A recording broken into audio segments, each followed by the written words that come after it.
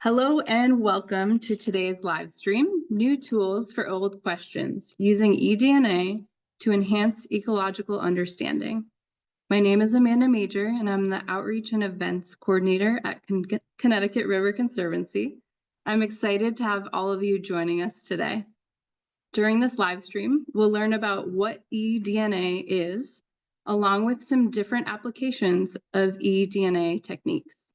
Then we'll go into more depth about how CRC is using eDNA to gather information on where migratory fish are living in order to support population restoration efforts. We're delighted to have both of our speakers joining us to share their expertise, and I'll introduce them in a moment. Before we get started, I want to share a few housekeeping reminders. First, please keep your mic on mute during the presentation so our speakers can be heard without any distractions. Next, we encourage your questions and ask you to type them in the chat box in the lower corner of your screen. We'll save time at the end to answer as many as possible. We are recording the episode and we'll post it by the end of the day on our YouTube channel, where you can also view recordings of past live streams. And finally, I'll be sending out an email later today with a link to the recording, along with some resources from the speakers and other ways you can stay connected to this work. Now, I want to welcome our awesome speakers, Kate Buckman and James Garner. Kate became the Connecticut River Conservancy's aquatic ecologist in 2025 after serving as the river steward in New Hampshire since 2022. She spent much of her career prior to joining CRC involved in marine and freshwater research.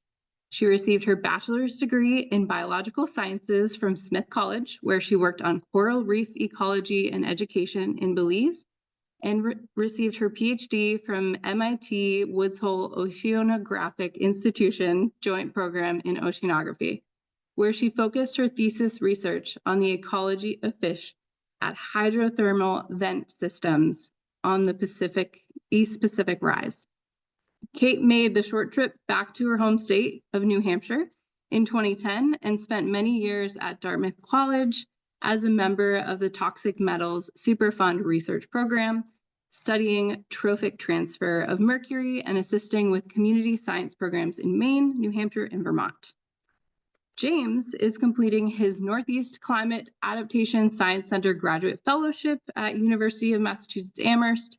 In his interests center refining, streamlining, and developing accessible and equitable use-inspired biodiversity and fisheries abundance monitoring tools that utilize environmental DNA techniques and technology.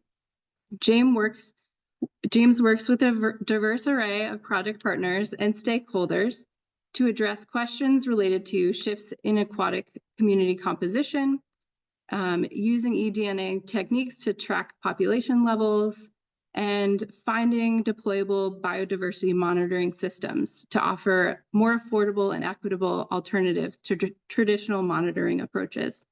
He also just recently successfully defended his dissertation, earning him the title of Dr. James Garner. Thank you to both Kate and James for joining us today. We're grateful to spend the next hour learning from both of you. And without further ado, welcome to Kate and James.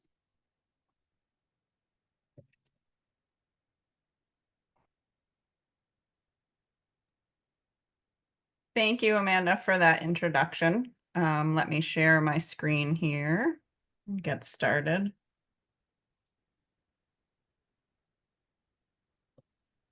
Hopefully everybody can see that. I appreciate James joining me for this talk. He's been a wonderful collaborator, and I've learned a lot about eDNA from him as well. And so I'm excited to have this opportunity to pass this information along to all of you as well. As Amanda said, our talk is New Tools for Old Questions, using eDNA to enhance ecological understanding. And I wanted to start the talk just by laying the groundwork here for those who may not be as far along in their science career or not in a science career at all. What do we mean when we're talking about ecology and ecological understanding? And that really is looking at connections and relationships within the environment. And those can be between biology and other biology, humans and non-humans, the physical environment, all sorts of connections and relationships. And we have a lot of different tools for understanding what those connections and relationships are. And a lot of the questions that we need to understand those connections and relationships include who's there, where are they, what are they doing there, why they're doing it, and how they're doing it. And all of these come into play in terms of understanding the ecology of whatever system you happen to be looking at. And as I mentioned, there are many different traditional approaches to doing this, and I'm sure that you guys know a lot of them. In terms of studying fish, it can be going out and catching them and counting them. It can be things like looking at interactions between different fish species, and you can do that through video monitoring and other aspects like that. Today, we're going to talk about environmental DNA, which is a newish tool that's becoming more and more popular to help us understand these connections and relationships within an ecosystem. And so I'm going to turn it over to James now in order to talk more about what eDNA is and how we can use it in some ways. So take it away, James. Thank you.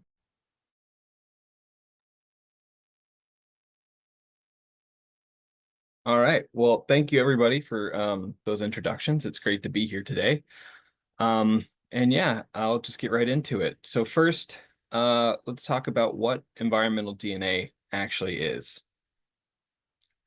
So being alive is a messy process. Anything with a metabolism, whether it's big or little, from microbe to fish to humans, is constantly effusing DNA into their given environments. And environmental DNA allows us to sample an environment, collect a water sample from it, extract the DNA from that water sample, and then isolate targeted DNA from that filtered and extracted sample. eDNA, as a general overview, can help us detect species presence and relative abundance. It can also discriminate between different habitat types in large rivers, which is relevant to our later portion of this talk. And it can be affected by environmental factors like flow, temperature, pH. All of these things that happen, all these physical processes that happen within a given environment affect our ability to detect and interpret environmental DNA. Importantly, environmental DNA cannot prove absence. False positives and false negatives are prevalent within this technique, which means we need to have very robust sampling designs in order to answer the questions that we want answers to. So it can't prove absence. It can't be found everywhere all the time, especially in larger rivers. It can't be effective without including repeat spatially stratified samples in large rivers. And it doesn't persist forever. So different environments hold DNA for different spans of time. For example, water holds DNA on the order of hours to days, whereas sediment, depending on the type of sediment and the amount of oxygen, can hold DNA on the order of days to weeks to months, and in the absence of oxygen, years. And there's a whole lot of subtlety in between.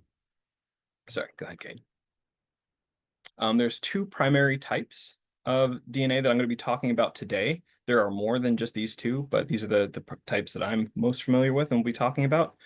There's qPCR, or quantitative polymerase chain reaction, which we'll get into.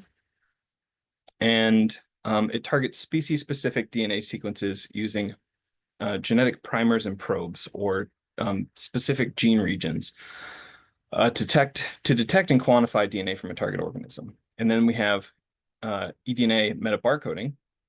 And this is a really messy figure, but what I want to bring your attention to is this central yellow node that starts with Animalia. So we have information from kingdom to phylum to class to order to family to genus to species. And each node on the outer ring of this figure is a detected species using metabarcoding. And this is for vertebrate species specifically. So it's a means to detect taxon level diversity using a universal gene primer. So it gives us an understanding of community composition as opposed to species specific. The most important thing about eDNA is it's pretty cost effective compared to other traditional techniques, which we'll get into. Some general applications and outcomes for eDNA monitoring. Detecting species presence, which we've kind of touched on. You can detect rare endangered species, non-indigenous species detections, detecting shifts in phenology and species ranges in real time. So if you wanted to understand if an invasive species is, for example, moving north, eDNA is a pretty accessible tool to help track that. Also, changes in phenology. For those who don't know phenology, it's the shift in life history events, a shift in timing of life history events. For example, when trees leaf out or when fish decide to migrate. eDNA can help you track that through time. And it can help you track species responses to human-induced stressors like climate change and habitat degradation. It can give you a baseline of biodiversity depending on how and which tool you're using. It can give you an estimate of species density and abundance. A really neat application is ancient DNA, as I mentioned, in anoxic or sediment without oxygen. DNA is a really hardy molecule. It can persist on the order of years to decades to centuries, depending on environmental context. So there are some folks out there looking at ancient community compositions in old lake sediments, which is, I think, really cool. And terrestrial DNA. You can take sediment samples, air samples. You can even collect things like honey and scat, which are the next couple of bullet points here. And you can look at things like plant-pollinator interactions and gut microbiome and diet composition. I'm going to be talking a little bit about some of the research that I did for my PhD dissertation here shortly. So a couple of use case scenarios of applied environmental DNA. The first little bit I'm going to be talking about is calibrating environmental DNA signals or the concentration of DNA in a water sample to traditional fisheries monitoring techniques. And we'll get into which fisheries monitoring techniques we're going to be talking about. And then we're also going to be talking about using environmental DNA to assess ecosystem health after a main stem dam removal at the watershed scale. So quickly, one of the watersheds that I worked in for some of my PhD research was the Monument River watershed right at the start of Cape Cod.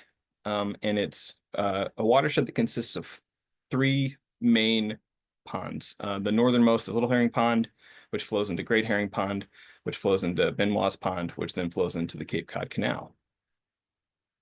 And in this study, I was targeting river herring, so alewife and blueback herring.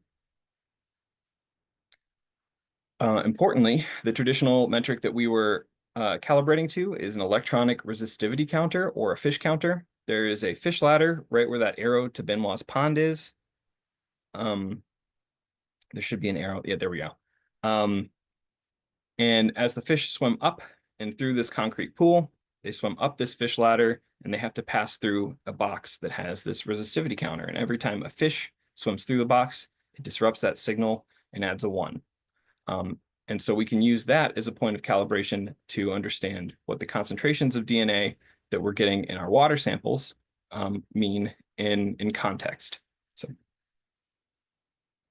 just so you can see kind of on the ground, this is what that fish ladder looks like. And this is the Herring Run Motel that is now inactive.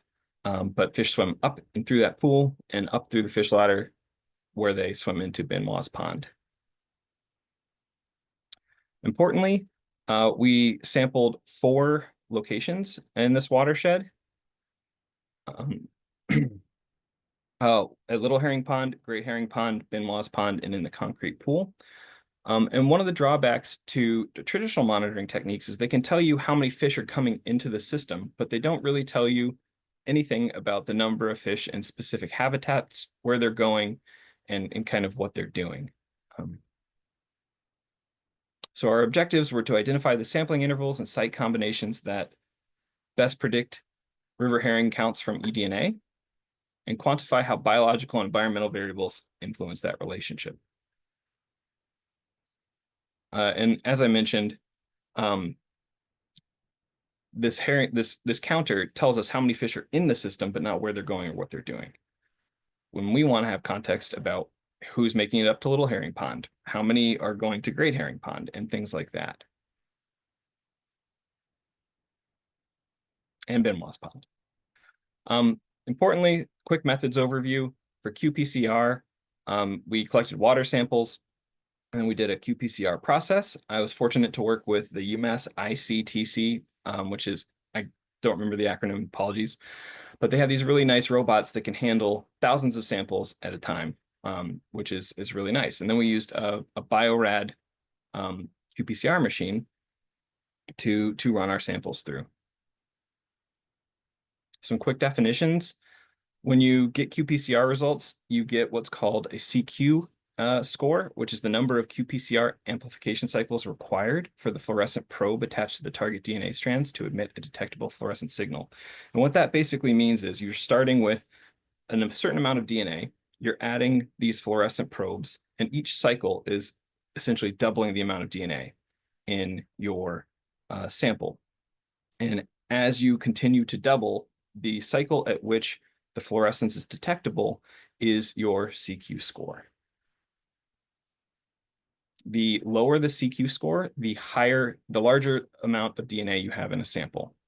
You can then convert you can then convert a CQ score into a GCE score, or a genome copy equivalent score, which represents the estimated number of copies of a specific gene target in an original water sample. Finally, we have lab replicates, which are subsampled aliquots of DNA extraction run through the qPCR sequence. So when you have extracted DNA, the target DNA isn't uniformly distributed throughout your extracted DNA. So having multiple lab replicates helps you to be more confident about the signals that you're looking at. So some quick results. We're going to look at sites across time for river herring at 4 locations within the Monument River watershed. In the green here, we have our log transformed value for environmental DNA GCE scores. And then in orange, we have our number of fish, our fish count scores. And as you can see, the eDNA scores at Benoit's Pond track our fish counts really, really closely. And we have a very significant, or a significant p-value and a very high R-squared of 0.94, which means the correlation is high. And as we look at the other sites, we see pretty similar results. But the further away we get from the fish counter and the larger the volume of water that we're sampling, these relationships start to become distant, which is important in the next part that we're going to talk about. So what now? I'm so glad you asked. If we know the total number of fish that have entered the system up to a given date and have a strong correlation at a baseline site, like at Benoit's Pond, and we assume that shedding rate, the eDNA shed rate and decay rate are relatively consistent while fish are present, and we know the flow and temperature don't have a significant effect on eDNA correlations in the system, which was tested, we can take the number of fish that we counted and the concentration of DNA that we got from samples in each body of water collected on the same day, do some math, and estimate the number of fish that are going into each one of these ponds based on the concentration of DNA in each sample that we collected. So some of these results, and this reflects kind of our understanding is most fish are going into Great Herring's Pond. And this is a calculation done based on our GCE scores. Some fish are staging in Benoit's Pond, and some fish are making it all the way up to Little Herring Pond based on the corrected eDNA GCE scores that we used. And you can then convert those into proportions of fish in each given body of water. And as I said, these reflect our current understanding of the river herring spawning habitat use within this system, which was a really interesting result to get. I was really excited about this. For our next applied use case, in 2019, in the Jones River watershed in Kingston, Massachusetts, the Elm Street Dam was removed. And the Elm Street Dam is that little yellow bar in between sites 9 and 10 on that map there. And there's a picture of the Elm Street Dam to the right.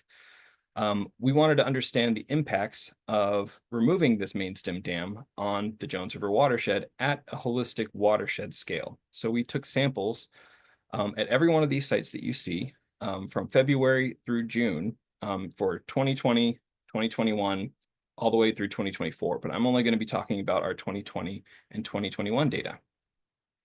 Go ahead. So I'm going to be talking a little bit about species richness and then community composition for two categories, the downstream in 2020 and 2021, and the upstream of the former dam in 2020 and 2021. And when I say species richness, I mean the total number of unique species at a given site at a given time. So the downstream, excuse me, the downstream site, we had a significant difference between 2020 and 2021 in species richness. So species richness decreased from 2020 to 2021 across all sites significantly. And then in the upstream reaches, we see a similar pattern where our species richness decreased from 2020 to 2021 after this main stem dam removal. Our totals went from 36 to 33 in the downstream reaches, and then this might be a little counterintuitive, but the 27 to 34 is the total species richness, and what we're seeing here is a significant difference between the average species richness. And the total species richness for the entire watershed was 50. 50 unique species detected. For diadromous species of fish, which was also an objective question, we didn't see any significant differences between any of the sites, and a total of 10 species were detected. Next, we're going to talk about community composition, which is the unique species assemblage at a given site through time. So for site 1, we have this representative community. Site 2, we have another. And in these results, this is what's called a non-metric multidimensional scaling plot. And all that means is that each dot represents a site, and dots that are closer together mean sites are more similar to each other. And we see that in 2020, most sites are pretty similar to one another, which means there's a uniform kind of species assemblage directly after this dam removal. And then in 2021, we see that assemblage moving apart. So that means that these communities might be diversifying and becoming more complex over time after this large disturbance event in the downstream reaches. And we also see the same trend in the upstream reaches. And both of these had significant differences. We could get into the interpretation of the causes of this, but that's another talk. But it is interesting that, you know, environmental DNA can track these shifts very accurately. And we also found similar trends in community composition of diadromous fish within the upstream and downstream reaches. So different diadromous species compositions were found at each site through time as well, even though the species richness was similar. So environmental DNA can effectively track shifts in biodiversity metrics after habitat restoration at the watershed scale. eDNA and traditional techniques are highly correlated across multiple species, systems, and spatial scales, and can predict fish relative abundance in multiple locations within a watershed. And importantly, another aspect of some of my research was to test the detection probability of traditional methods versus environmental DNA methods. And the result of that was that we have more certainty of detection with eDNA methods over more variable traditional techniques. So our confidence intervals are significantly different and tighter for environmental DNA methods as compared to traditional techniques, which is a really interesting and compelling result, I thought. So environmental DNA provides a powerful, sensitive, scalable, and standardizable tool for tracking biodiversity change.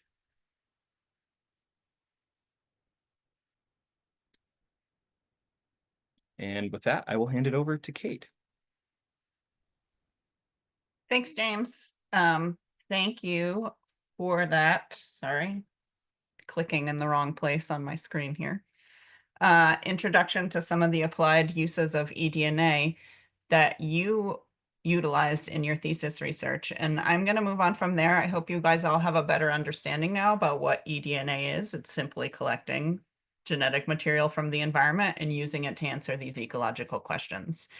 CRC is using eDNA in our work mostly around migratory fish, and we're really just trying to do some of the very basic aspects of answering questions with eDNA in terms of who's there and where are they. As you saw from James's research, you can answer a lot more complex questions with this tool.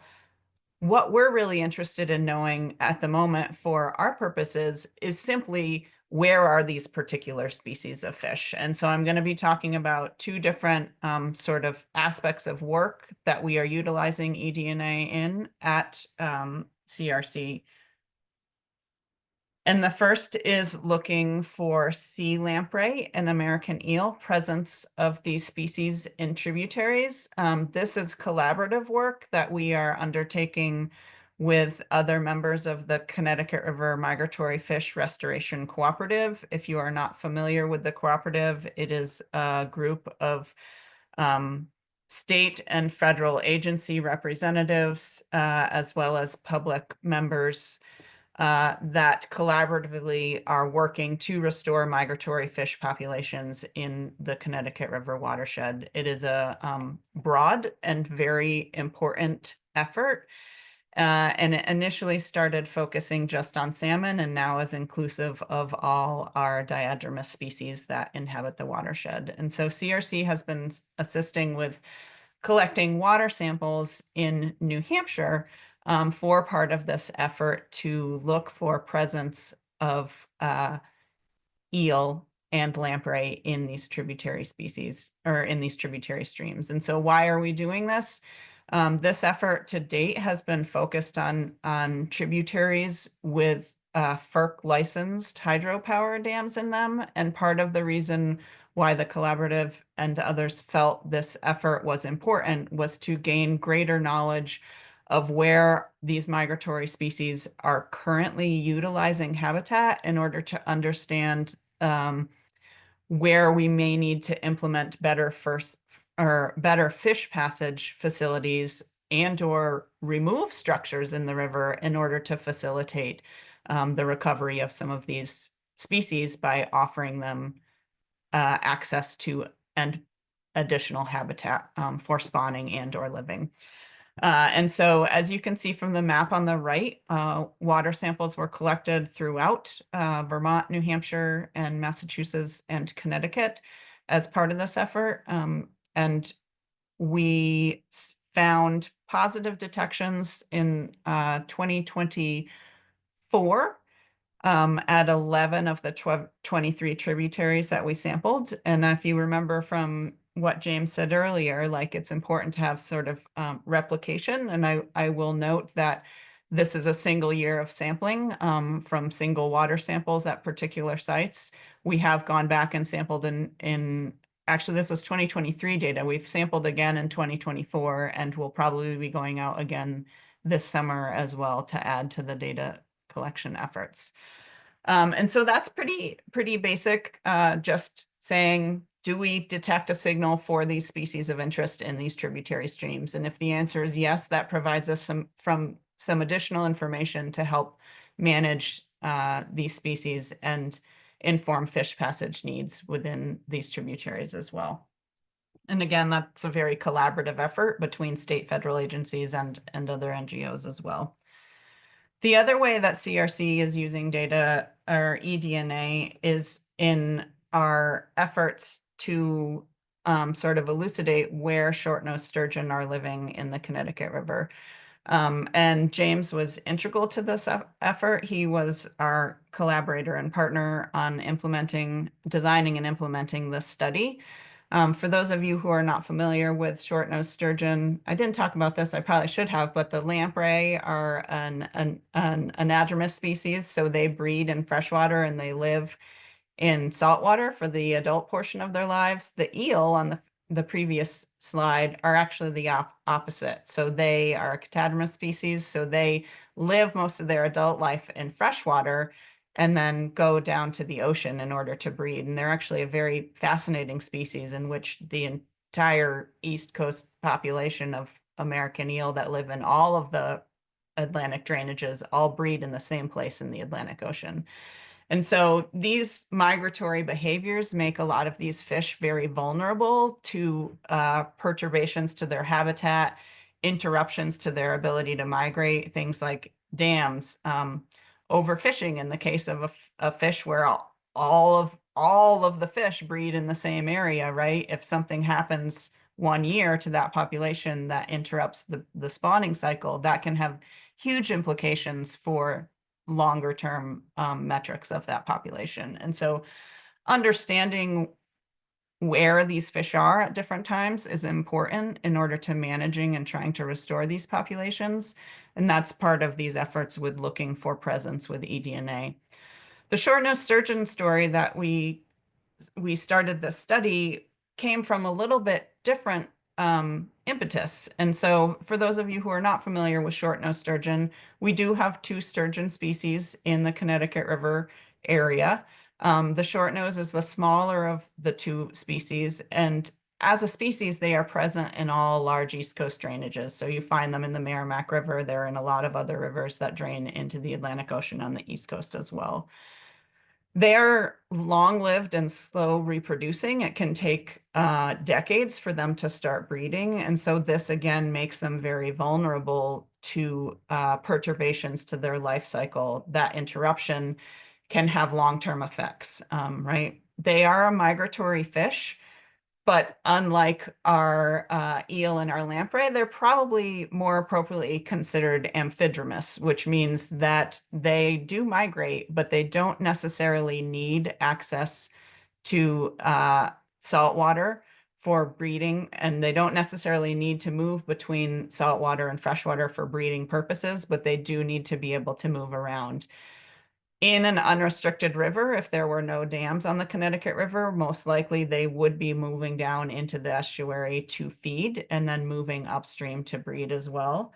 But as we know, because of some dam-locked portions of the population, they actually can move and breed just within freshwater portions of it if they don't have access to that estuary. Importantly, though, they do utilize a whole variety of habitats and substrates to complete their life cycle. They require sort of gravelly, rocky areas to breed on, and they more soft bottom substrates for feeding.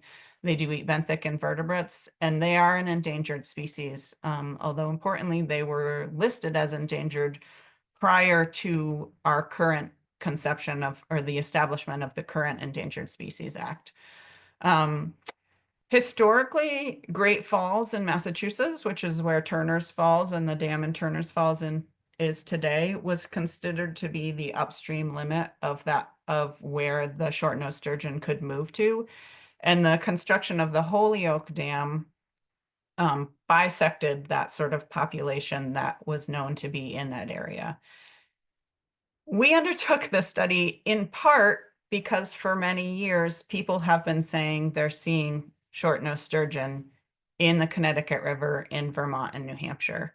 And so the map on the right is just sort of a quick pulling together of all of the anecdotal observations that we know about of where people have thought they have seen short-nosed sturgeon north of the Turner's Falls Dam. And so we felt there's this fish that may be living in areas where they're not thought to be living, and it's pretty important to know whether they are there for many reasons.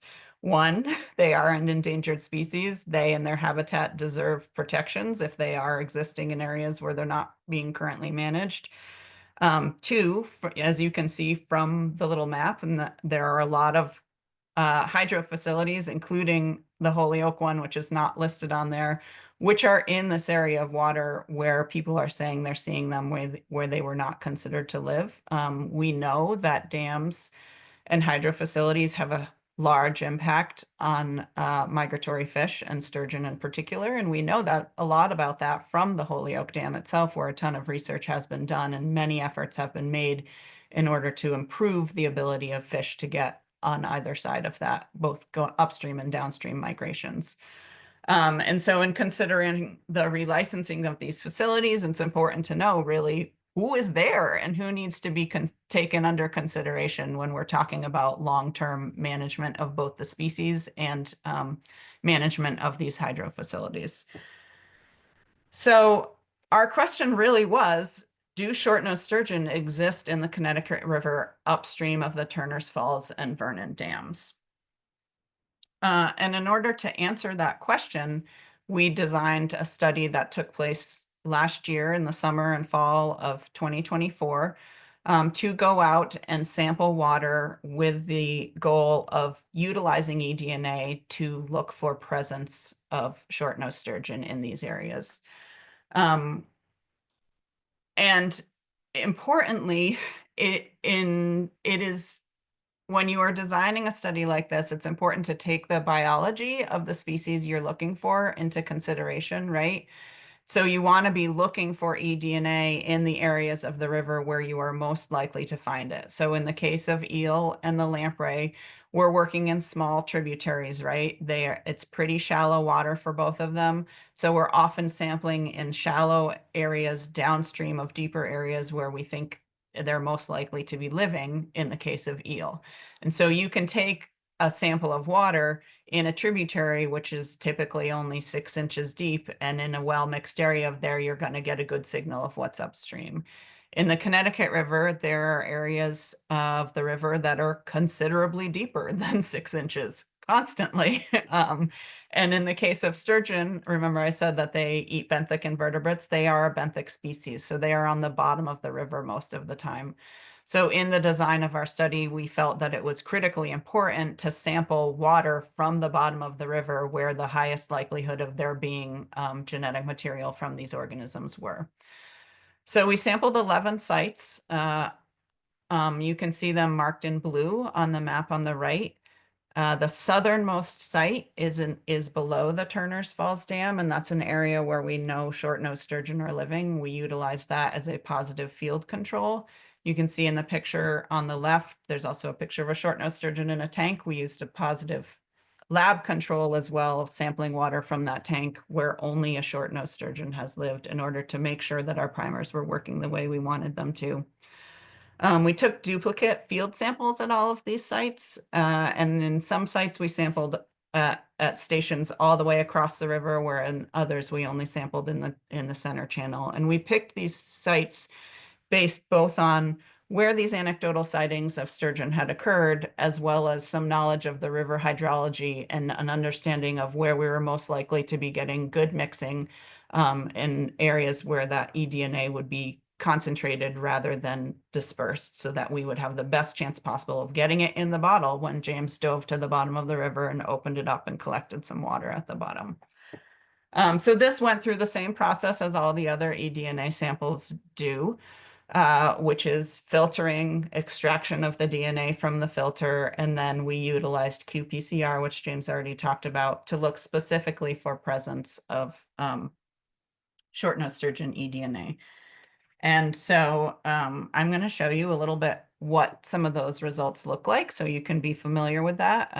I think the majority of the people that are on this call know the end result of the study already, but we're going to walk you through it regardless. So this is our positive lab control. And so just so you can get an idea of what the data actually look like, and reminder, the CQ score is where in your qPCR you start seeing that fluorescence. It's the cycle number where you start seeing results if DNA is in there. And so a low CQ translates to an high GCE or genome copy equivalent. So lots of DNA in your water sample. And you can see here, that's a really big number with our average GCEs. These are our lab controls. This is what we wanted to see, right? Like we know there is a lot of sturgeon eDNA in that water sample that we took out of a tank where one is living. And I'm not going to show you all our data points. I'm just going to show you some representative ones. And so these ones in yellow here are from our site down at the bottom. You can see it in yellow on the map as well, which was our positive field control. And so if we are not detecting eDNA in the water where we know sturgeon are living, we know that our methodology is not working correctly. And luckily and thankfully, we did a good job in designing this, and we were getting positive detections in our samples that we had taken and below the area where we know that the fish are living in between the Holyoke and the Turner's Falls dams. And so these, you can see, this is both June and July and September samples, and we're getting decent CQ scores. Obviously the CQ is higher and the GCE is lower than the tank sample, which is what you would expect from a field environment.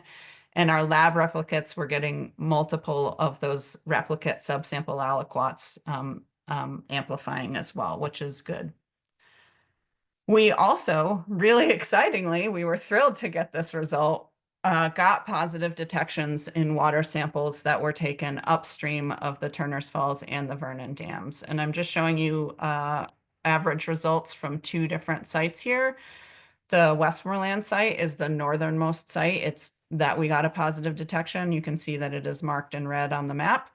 And then the Vernon site is just below the Vernon Dam, where there had been a verified sighting of shortnose sturgeon 5 or 6 years ago.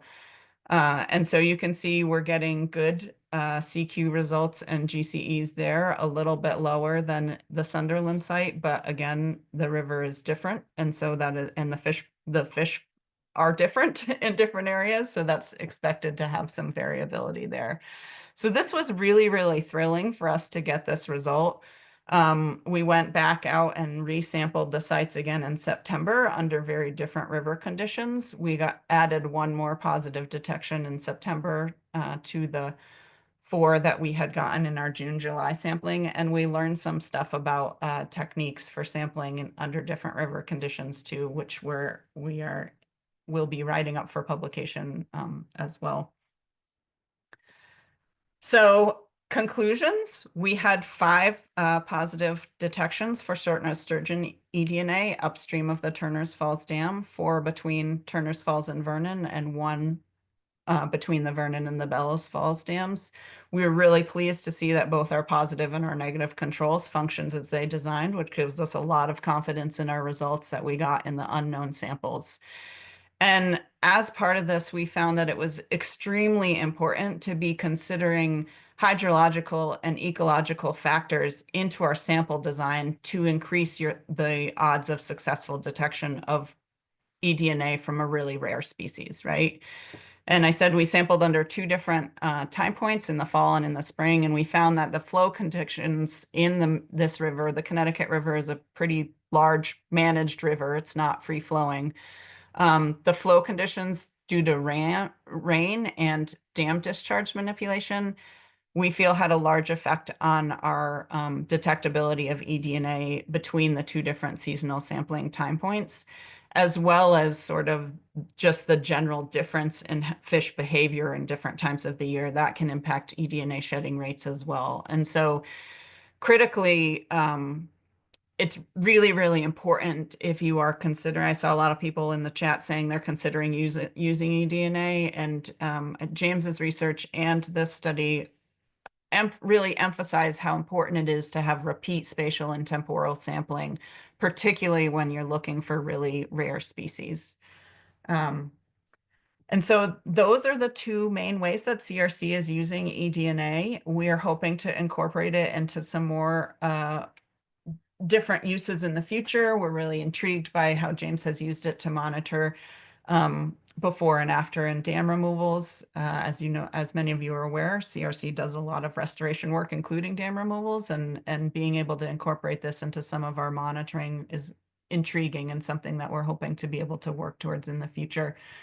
And I'm also very pleased to see a lot of other watershed groups are thinking about how they can incorporate eDNA into the work that they're doing as well. I think it's a really powerful tool, and we're learning more and more about it and ways to apply it that can help us enhance, and in some cases, supplant our traditional monitoring techniques that we have used in the past. That's all I have today. I do have an acknowledgement slide here, and I want to say that all of these efforts are extremely collaborative. None of us are working alone, and we could not do this work without a huge group of supporters. For our sturgeon work, we had a lot of volunteers. We had a lot of people just giving us information. Joseph and Annette were instrumental in sort of collecting all the community observations. Folks at the USGS, we relied a lot on their prior research in terms of understanding the biology and ecology of the species, and as well as the hydrology of the river. And then there's a whole host of other people that contribute to gathering information and data. Like I mentioned before, the eel and lamprey work is taken on by the Connecticut River Migratory Fish Restoration Cooperative, and that is a huge collaborative effort as well. And so I just want to acknowledge how much work goes into these studies, both designing and implementing them, and how reliant we are on having good data to build upon and good partners to work with in implementing these efforts as well. And so a big, huge thank you to everyone who has helped with all of these efforts and continues to help with them. And thank you as well to the various funders that have allowed this to happen. I'm hopeful that we have plenty of time for questions. If not, James and I emails are both here, and you can reach out to us at any time if you have more questions. But I hope you found this both interesting and inspiring a little bit. And I believe that we do have some time left for questions. So to be honest, I can't see the clock on my computer, so I'm not 100% sure. We've got about 11 minutes left for questions, and both Kate and James had said that they were available to go a little bit extra if we don't get through all of them. But let's kick it off. Miriam asked, has there been eDNA research done around the Northfield Mountain pumped storage area? And a follow-up to that, can you speak to the type of impact that the pumped storage facility might have on the sturgeon population? Yeah, I can allude to that a little bit. So if you're talking about our sturgeon research, yes, we did collect samples sort of spanning the range of around the Northfield pump storage facility intake, and that area was where we did get positive detections. And so as far as the impact of the pump storage facility, there is not hard data to say what those impacts could be, but there are a lot of potential impacts, right? And some of it depends on what life stage you're talking about with sturgeon. And so smaller fish are more vulnerable to things if they can't swim away, whereas larger fish can move more easily away from flow manipulations and things like that. Additionally, those of you who live in the vicinity of Northfield Mountain Pump Storage know that it has a big impact on river flow and sort of sediment transport, erosion, and bottom habitat. So obviously, disruption to habitat and changes to habitat like that can have an impact on all of the species that are living there, and not just sturgeon. And so that's something that there is some understanding of that, and there is more. Yeah, it has an impact on the community that lives there, right? Both human and non-human, because it does impact the river. And so that is something certainly to be considered. And actually, just made me realize one thing that I had been going to bring up was that there's some changes to the Endangered Species Act that are currently being considered. There's a comment period right now that ends on the 19th, talking about removing habitat impacts from considering whether something impacts endangered species or not, right? And so I think that's actually, if that's something you care about, that's something to maybe get involved in, because we know that if you don't have a place to live, and you don't exist, right? And so you can impact the fish, or you can impact the habit. You can impact the fish directly, or you can impact the fish indirectly by impacting the habitat. And so making sure that we understand that that connection exists is really important. So I hope that was helpful. And I'll send out information on how to comment after this live stream. Next question. Greg asked, what does sampling cost per sample, and how many samples are required for reliable results? I'm going to let James weigh in on that, but that's kind of a big, it depends on what you're trying to do question. And as far as sample cost, like I also, for the sturgeon study, worked with UMass ICTC, and their sample costs actually change depending upon how many samples you're submitting. So when you have a high throughput facility like that, if you are submitting a lot of samples, you're actually going to get a lower per sample cost. I'm going to let James maybe address the second part of that question. Yeah. So, I mean, long story short, metabarcoding is more expensive than qPCR. qPCR is more sensitive than metabarcoding. And in terms of cost for each analysis, if you're doing this yourself and you're not paying a firm or a consultant or whoever to do this, on average, about 96 samples for a metabarcoding run runs about $2,000 at the moment. For qPCR, it's much less expensive, and that's what we were doing for the shortnose sturgeon work.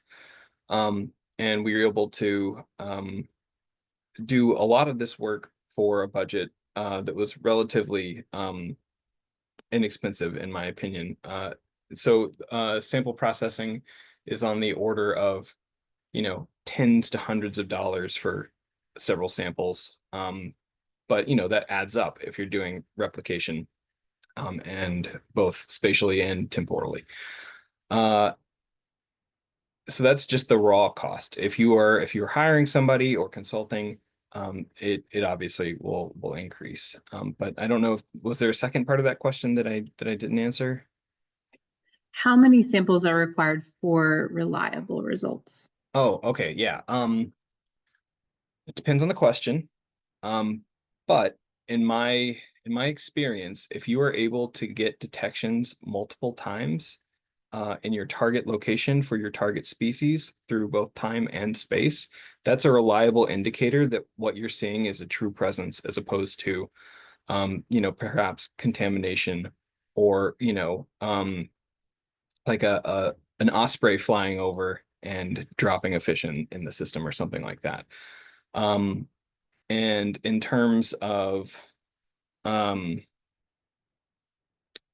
there's a little subtlety, because you can get positive detections, but if your CQ score is too high, that means the amount of DNA is so low that it could be contributed to like PCR error or things like that. So you have to pay really close attention to the results that you get and how you interpret them as well, which is a really critical, important part of this process. But as Kate mentioned, and I mentioned, repeat samples through time and space in your given target area for your given target species is generally a good indicator that that is a true presence. A one-off is harder to interpret, but it doesn't not mean that they're there, but you want to bolster your claims with more evidence. Excellent. Next question. Daniel asks, can you share your sampling protocol, especially how you stabilize the DNA signal?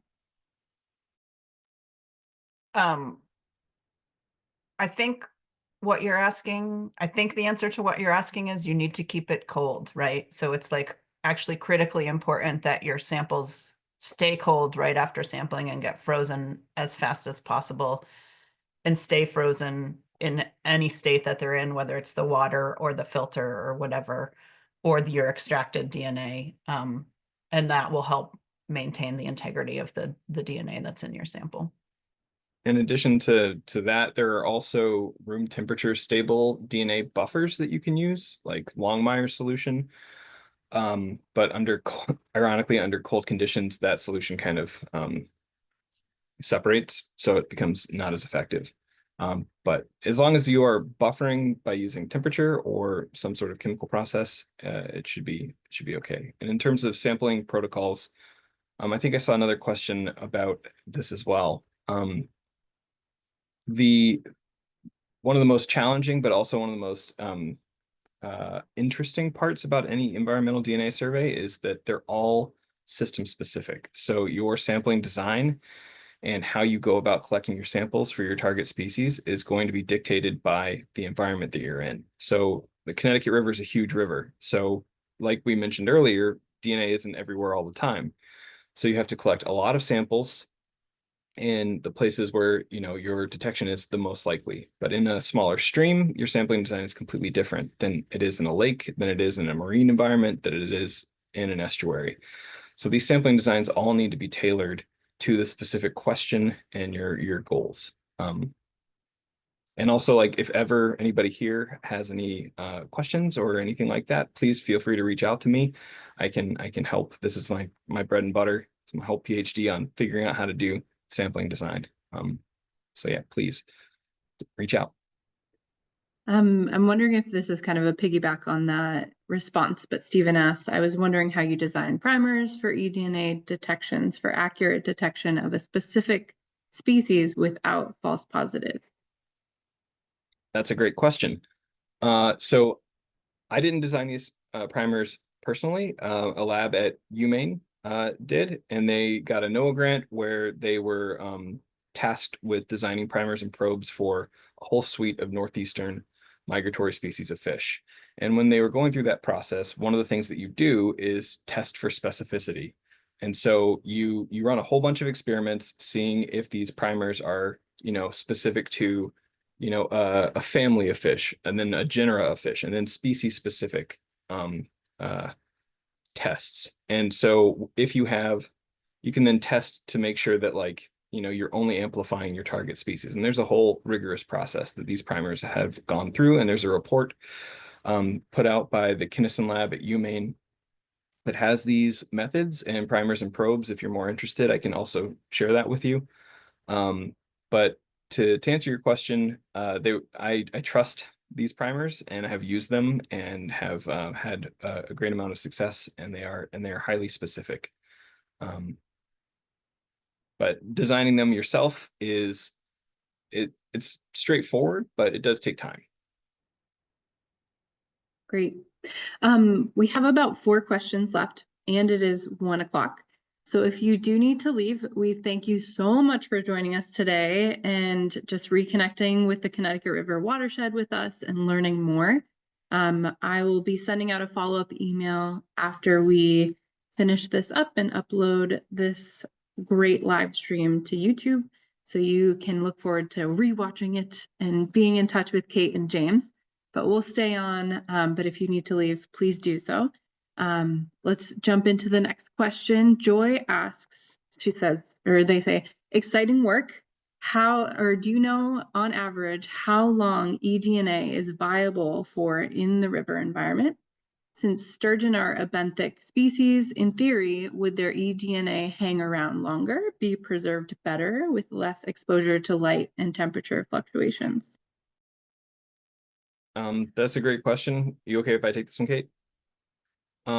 So yeah, one of the important aspects of our sturgeon work was that we did not want to collect sediment in our samples, because sediment does hold DNA for a longer period of time, and we were looking for real-time signals in our sampling design. And basically, to your question, in rivers, flow is going to be a large dictator of how long your signal persists, temperature, pH, microbial activity, all of these things. And so in a river system, if you have low flow, your eDNA signal might persist longer, but it also might settle out into the sediment faster than it would in a flowing environment, especially if you have your target organism upstream of where you're sampling, giving you a consistent signal.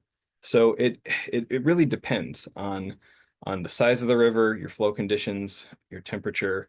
And like, these are questions that we're looking to find out concrete answers to, but we don't have specifics quite yet. And like the work that Kate and I did under these different conditions in the Connecticut River, when we publish them, we'll be analyzing a little more carefully, and we can at least begin to start answering those questions. However, you know, those are all things that need to be accounted for in any sampling design. And I don't know if Kate has anything to add, but Yeah, I would just, to add on to that, thanks for your question, Joy, that it's a little bit of a balance, right? So if you have too little flow, you might be in a large system, things might be settling out because they're not getting carried very far.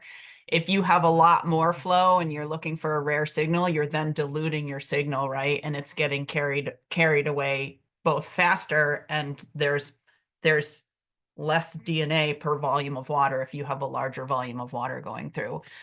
And then your question about exposure to light and temperature fluctuations, because this is a managed river system, like some of that is not necessarily totally natural, right? And so there are areas in the river that might be really deep under one flow condition and really shallow under another. So it can be extremely variable depending upon even the environmental conditions that are affecting the persistence of the eDNA can be very variable in a system like this.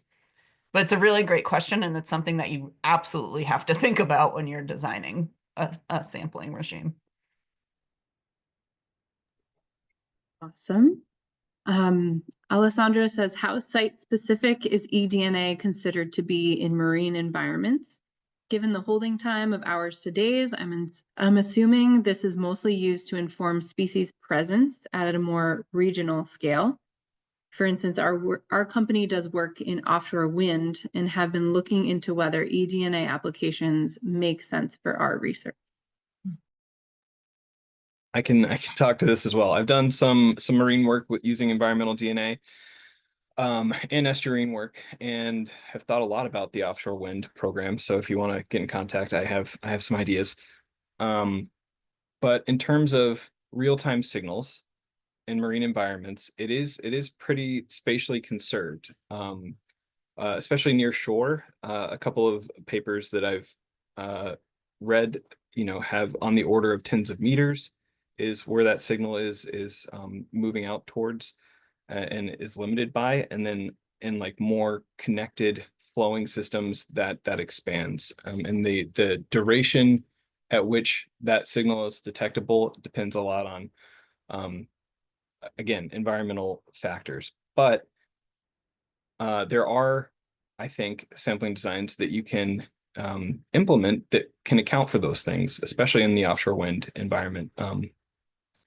So I hope that answers your question. But in terms of like pure presence in real time, like it's pretty spatially conserved, unless you're like in like the Gulf Stream, perhaps. And if you were interested in longer term DNA signals, like the accumulation of DNA on the bottom of the seafloor, it would tell you something about what's been shed, depending on how deep you take a sediment sample from, over the span of days to weeks to months to years, depending on the environmental conditions again. But yeah, I'd be happy to chat and collaborate if you guys wanted to try some of my new ideas for offshore wind. Awesome. Thank you. All right. Next question. Victoria asks, are there situations where you might expect environmental conditions to impact both eDNA detectability and animal behavior or presence? Example, increased migration after a good rainfall, making things difficult to tease out. I think the short answer is yes. The longer answer is more complicated, but yeah, absolutely. Like if there are environmental conditions that are affecting behavior, particularly metabolism, that can affect how gross we're being in the environment and how much DNA is coming off of us. And if those are intersecting with environmental conditions that are also then affecting persistence of eDNA in the environment, that can have a huge impact on detectability. And so again, important to consider both the ecology of the species you're looking for and sort of your general environment when you're thinking about how to sample. And I will say that it sounds really easy. You're like, I just need to run out to the river and grab a water sample. And actually, that's not the best approach. You need to think about how and when and where and why you're collecting that particular sample before you actually go out and grab it. But it's a really, really good question. Go ahead. Sorry, James. Oh, sorry. But a really cool thing about this technique is you can calculate your detection probability for a given time and space if you have a robust enough sampling design. And so like, if you want to know what your detection probability is across a span of different environmental conditions, you can collect long-term eDNA data and then know when your best probability of detection will be for a given system, which is, I think, really cool and powerful and useful. The last question that we have is, who does your lab work? James does the lab work, but if you're talking about the analysis, like the PCR work, that's done by the IELTS ICTC facility at UMass for James's thesis work and for the sturgeon work. For the work that the eel and lamprey work that's undertaken with the collaborative, actually that extraction and PCR work is happening both at a lab, a Vermont state lab, and a federal U.S. Fish and Wildlife Service lab. But I will say that it was a great experience for me to work with the ICTC facility at UMass. They were really helpful in thinking through my process and helping make it cost effective for me while still getting the data that we needed to get out of the study. And they have a very powerful high throughput facility there, which is really nice. This is a little, boost. The IELTS ICTC folks were the ones who were doing the qPCR COVID testing throughout the region. And now that they're not doing that anymore, they have more capacity. So if anybody would like to work with them, I know that they would appreciate that. And we have a moment for any other questions that folks might want to come off mute to ask. If not, we can wrap it up.